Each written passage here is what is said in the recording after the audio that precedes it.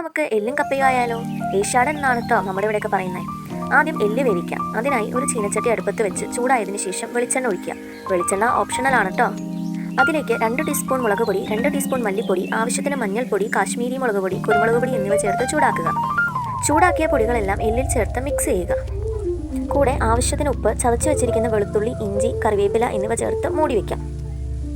അതിൽ മസാലയൊക്കെ പിടിച്ചു വരുമ്പോഴേക്കും കപ്പയുടെ പണി തുടങ്ങാം. തൊണ്ട് കളഞ്ഞ് കൊത്തി നുറുക്കിയ കപ്പ കുക്കറിലേക്കിട്ട് ആവശ്യത്തിന് മഞ്ഞൾപ്പൊടിയും ഉപ്പും വെള്ളവും ചേർത്ത് മൂടി വെച്ച് വേവിക്കാം. അപ്പോഴേക്കും എല്ലിലേക്ക് പൊടികളെല്ലാം പിടിച്ച് സെറ്റായിട്ടുണ്ടാവും. അത് അടുപ്പത്തേക്ക് വെച്ച് ആവശ്യത്തിന് വെള്ളം ഒഴിച്ച് വേവിക്കാം. അത് വേവുന്ന സമയം കൊണ്ട് സവോള വഴറ്റാം. തീ കത്തിച്ച് ചട്ടി വെച്ച് വെളിച്ചെണ്ണ ഒഴിച്ച് ചൂടാക്കുക. പൊടികൾ ചൂടാക്കി അതേ ചട്ടിയാട്ടോ ഇവിടെ ഉപയോഗിച്ചിരിക്കുന്നത്. വെളിച്ചെണ്ണ ചൂടായി വരുമ്പോൾ അതിലേക്ക് കടുകിടുക.